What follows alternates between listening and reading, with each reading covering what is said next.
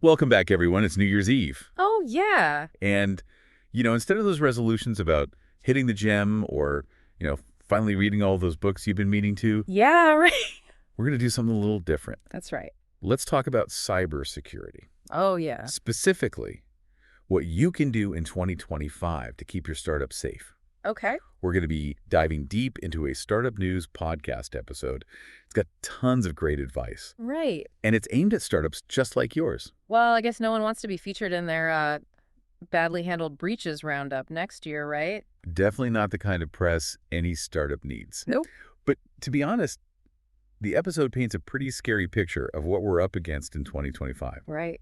It starts with some big breaches in 2024. Yeah. Like Yeah. AT&T getting hit not once but twice, Wow. impacting almost all of their customers. And think about it, even if your startup doesn't directly use AT&T, you might still rely on a service that does. Right. Like these supply chain breaches are kind of a domino effect. Right. One weak link and it can bring down a whole network. Exactly. Yeah. It really highlights how interconnected we all are. Yeah. And speaking of interconnected, remember Ticketmaster? Oh, yeah. They got hit hard, too, allegedly losing 560 million records A lot of records. because of a vulnerability in Snowflake.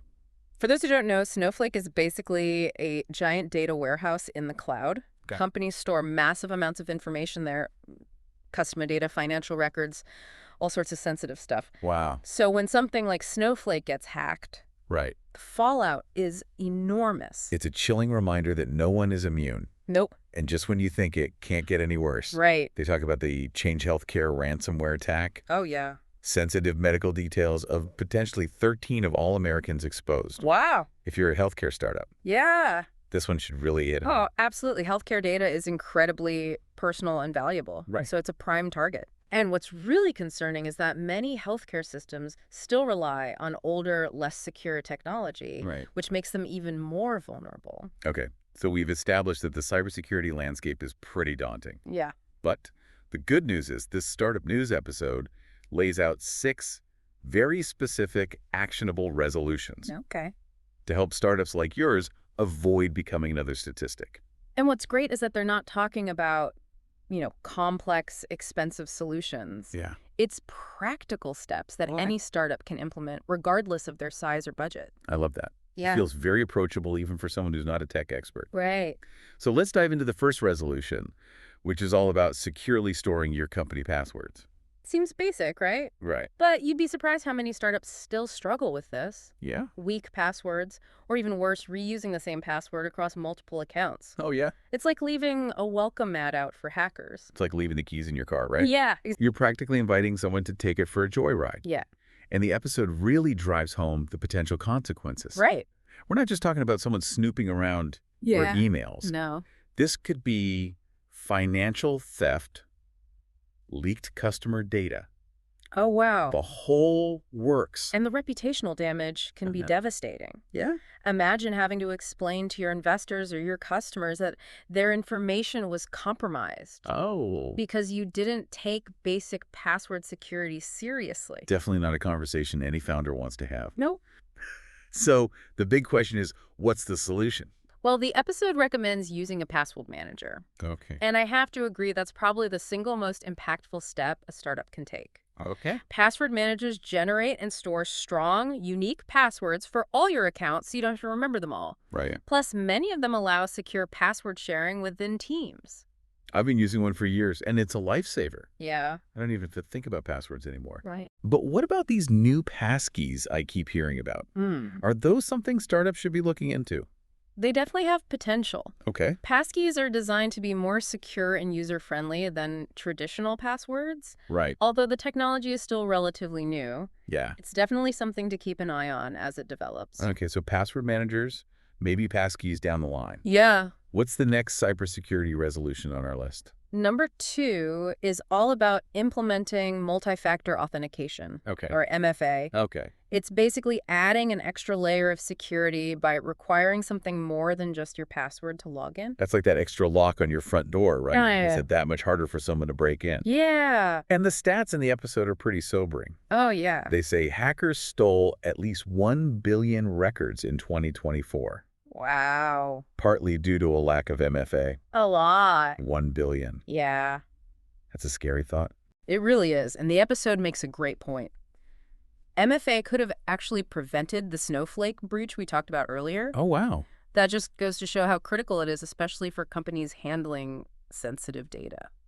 So how exactly does MFA work? Um, Do you need some fancy, expensive system to set it up? Not at all. Okay. It's usually as simple as downloading an authenticator app on your phone. Okay. It generates a unique code that changes every few seconds. Right. So even if someone steals your password, Right. they can't log in without that code. And I've heard that authenticator apps are more secure than using SMS codes, Right. which is what some sites offer. Is that right? That's true. Okay. SMS codes can be intercepted, Right. whereas authenticator apps generate codes offline, Okay. making them much harder to hack.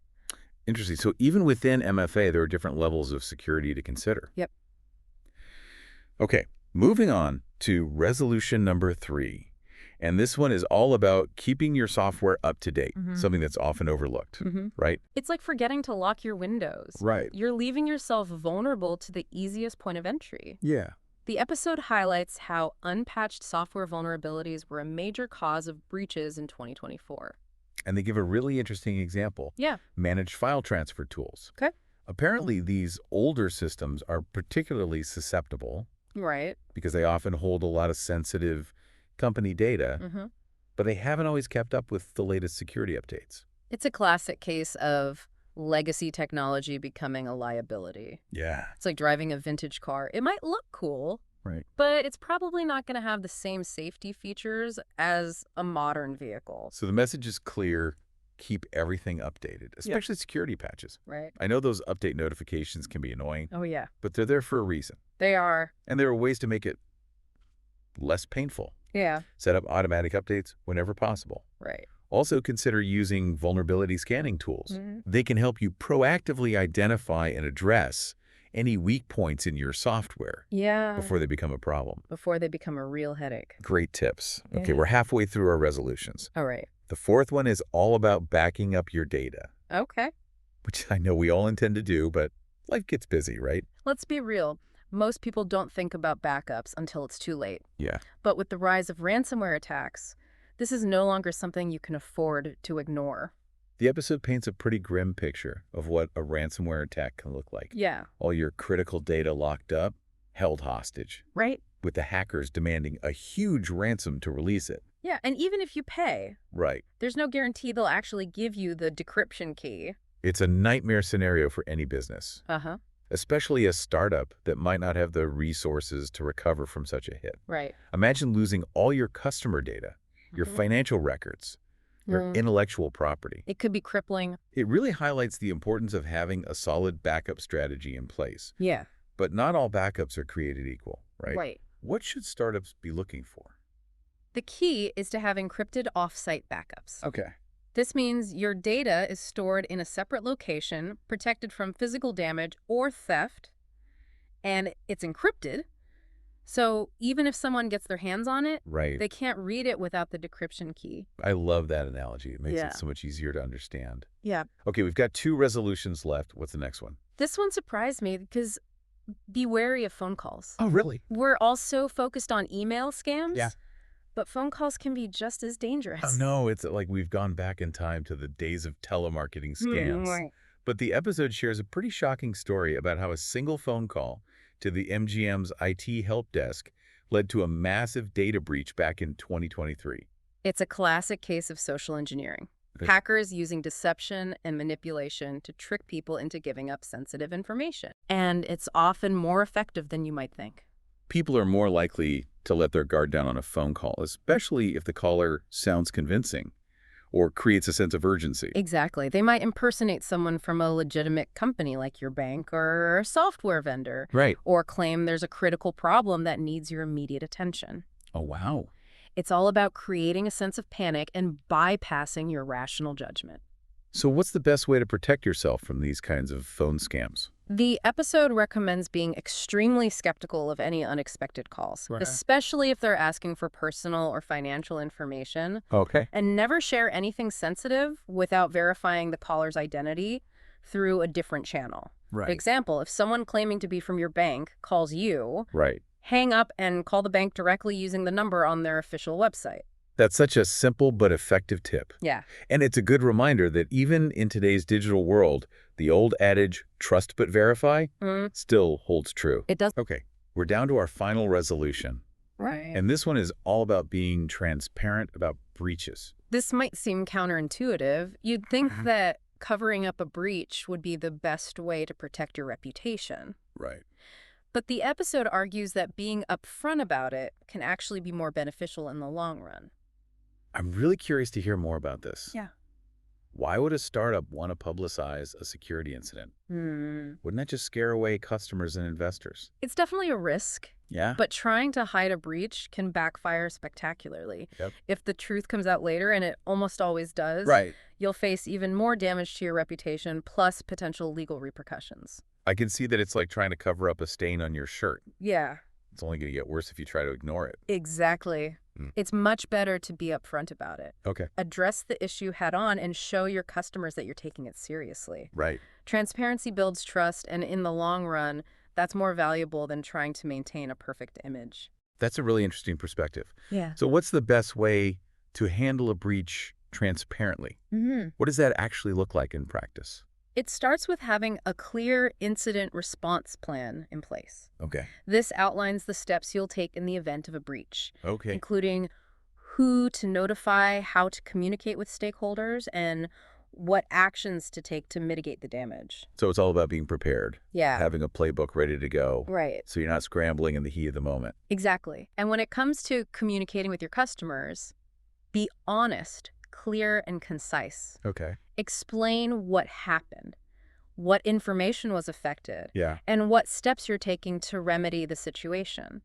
And the episode mentions that being transparent can actually benefit the cybersecurity ecosystem as a whole. That's right. By sharing information about how the breach happened, Yeah. what vulnerabilities were exploited, Right. and what lessons were learned, Okay. you can help others protect themselves from similar attacks. It's about turning a negative experience into a learning opportunity for everyone. Okay, so we've covered a lot of ground here. Yeah. 6 key cybersecurity resolutions that every startup should consider for 2025. It's a lot to digest, Right. but hopefully it's given you a good starting point for thinking about how to strengthen your startup's security posture. I know, I've definitely learned a lot from this deep dive. Me too. So what comes next? What's the best way for our listeners to take action on all of this information? That's a great question. We'll be back after a quick word from our sponsor to help you figure that out. Sounds good. Welcome back to the deep dive. Okay. We've just unpacked a ton of cybersecurity advice from the Startup News episode. Right. And I have to admit, it's a little overwhelming to think about all potential threats out there. It is. Where do you even start? Well, that's a common reaction, you know? Right. It's easy to get caught up in the fear factor, Yeah. especially when you hear about, those massive data breaches happening all the time. Right. But the key takeaway here is that knowledge is power. Oh, okay. Understanding the risks is the first step towards protecting your startup. Okay, that makes sense. Yeah. But even knowing the risks, it's easy to feel like Yeah. you need a huge IT department and a ton of money Yeah. to implement all these security measures. Not necessarily. Yeah. You know what I love about these 6 resolutions? Yeah. Is that they're all about taking practical, manageable steps Right. that can make a significant difference. Okay. It's not about having the most sophisticated technology or a huge budget. Right. It's about having the right mindset Okay. and implementing the basics effectively. Okay, that's reassuring. Yeah. So let's recap those 6 resolutions That's to right. make sure they really sink in for our listeners. Is that right? Resolution number 1, securely store your company passwords. And the easiest way to do that is with a password manager. Okay. Think of it as a central secure vault for all your passwords. Right. You only need to remember one master password, Right. and the password manager takes care of the rest. Yeah. It's a lifesaver, especially for startups where, everyone is juggling multiple tasks and responsibilities. Resolution number 2, implement multi-factor authentication. It's like adding an extra layer of security to all your accounts, Right. making it much harder for unauthorized access. Absolutely. MFA is becoming increasingly essential in today's world. Okay. And the good news is Yeah. it's usually very easy to set up. Right? Most online services offer MFA, Okay. and it often involves something as simple as downloading an app on your phone. All right, resolution number 3, keep your software up to date. Yeah. This seems like a no-brainer, Uh-huh. but I know I'm guilty of ignoring those update notifications sometimes. I think we all are. Right. But those updates often contain important security patches Yeah. that fix known vulnerabilities. Right. Ignoring them is like leaving your front door unlocked. Right. You're just making it easier for attackers to get in. Okay. Point taken. Ar- Resolution number 4. Back up your company data regularly. Uh-huh. This is probably one of the most important things you can do, Yeah, especially with the rise of ransomware attacks. absolutely. Imagine losing all your customer data, financial records, Wow. and intellectual property. Right. A solid backup strategy is like having an insurance policy Okay. against digital disaster. Makes sense. And the key takeaway here is to have encrypted offsite backups. Right. That way, even if your primary systems are compromised, Yeah. you still have a safe, secure copy of your data. Exactly. Think of it like having a spare key stored in a safe deposit box. Right. You hope you never need it, Right. but it's there just in case. All right, resolution number 5. Okay. And this one was a bit of a surprise to me. Be wary of phone calls. Yeah, it's true. We all know about email scams, Right. but phone calls can be just as dangerous. Social engineering is still a very effective tactic for hackers. Right. And phone calls can be particularly tricky because they often involve a real person on the other end. Right. It's easier to let your guard down when you're talking to someone directly. Right. It's like that old saying, the voice is more powerful than the pen. Yeah. So how do you protect yourself from phone scams? The key is to be skeptical. Okay. If you get an unexpected call from someone asking for personal or financial information, Right. don't be afraid to hang up and call them back Okay. using a verified number. And the episode mentioned that having clear procedures in place for handling sensitive information requests can help too. Absolutely. If your employees know exactly how to handle those situations, Right. they're less likely to fall victim to a scam. Okay. And our final resolution, be transparent about breaches. Uh-huh. This one might seem counterintuitive, It does. but the episode argues that being upfront about a security incident can actually help protect your reputation in the long run. It's about building trust with your customers. Right. You know, they're more likely to forgive a mistake. Yeah. If you're honest and transparent about it, Right. trying to cover up a breach, on the other hand, Yeah. will only make things worse if the truth comes out later. It's about taking responsibility and showing that you're taking this situation seriously, right? Exactly. And being transparent can also help others learn from your experience. Right. By sharing information about how the breach happened Yeah. and what lessons were learned. Right. You can contribute to a more secure ecosystem for everyone.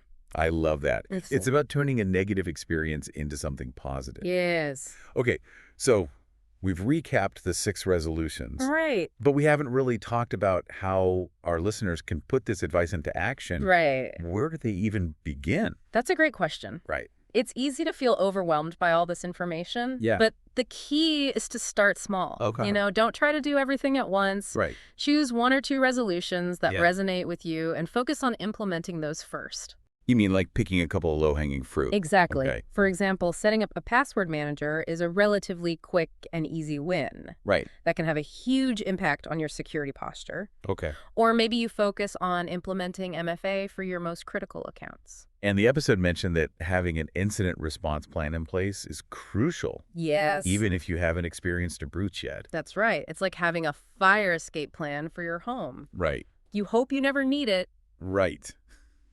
but it's good to know what to do if the alarm goes off.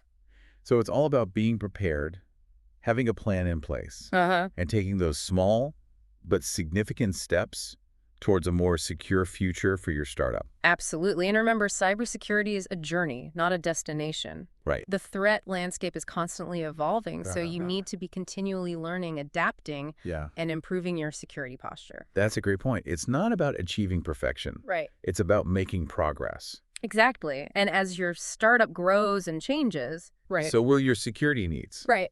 So it's important to regularly assess your risks, Okay. identify vulnerabilities, Yeah. and adjust your security measures accordingly.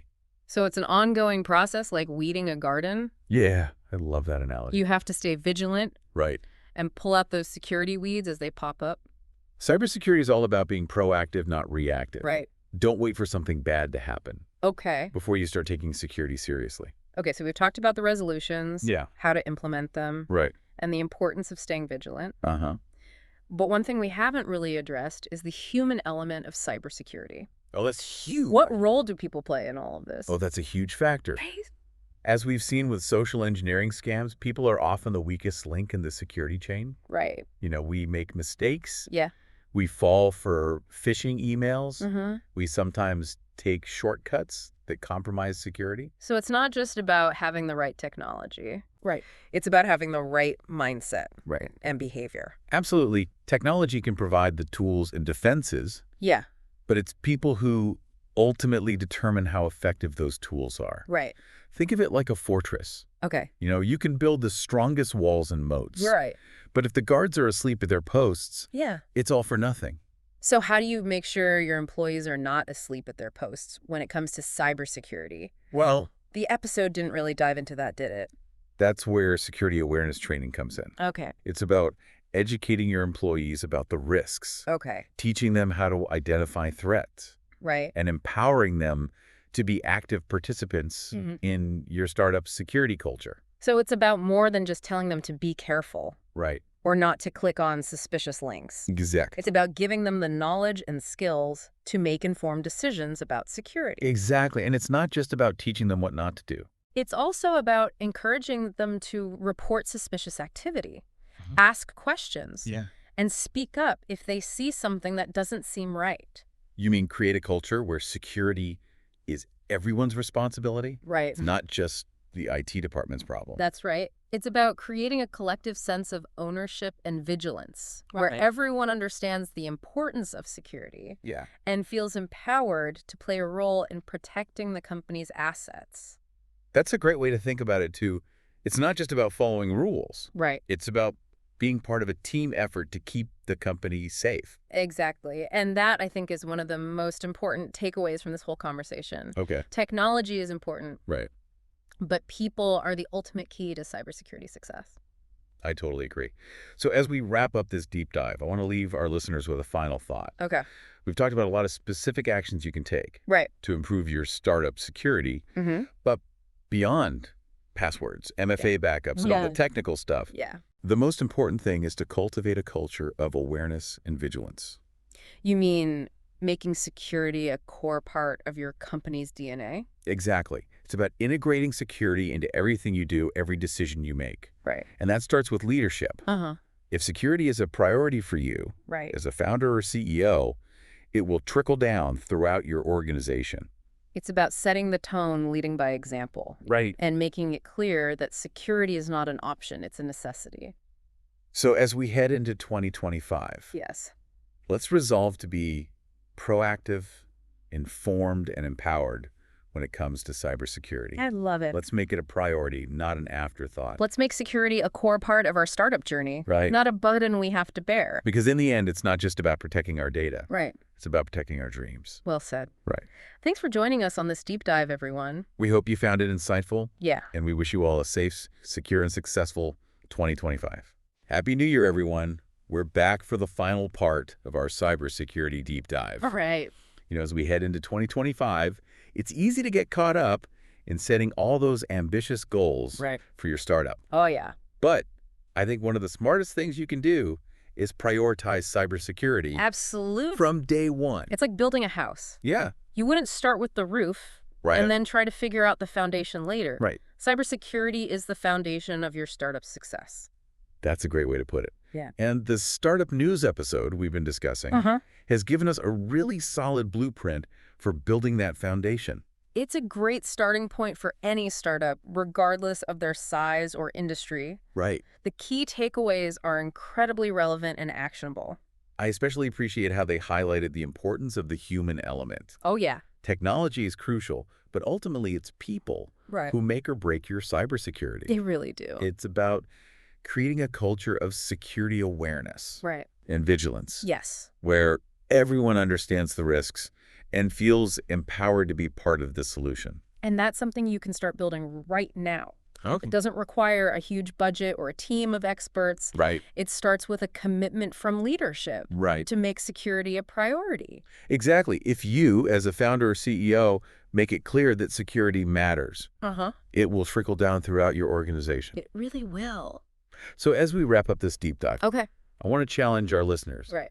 to think about one small change they can make in 2025 Okay. to improve their startup security. It could be something as simple as implementing a password manager or Yeah. setting up MFA for your most critical accounts. Or maybe it's having that conversation with your team about the importance of cybersecurity Yeah. and creating a culture of shared responsibility. Every step you take, no matter how small, brings you closer to a more secure future for your startup. Because in the end, we're not just protecting data. We're protecting the dreams, the hard work, and the potential that each of these startups represents. Well said. So let's make 2025 the year we all prioritize cybersecurity Yes. and build a more secure foundation for innovation and growth. Happy New Year, everyone. Happy New Year. We'll see you in 2025 for more deep dives into the world of startups and tech.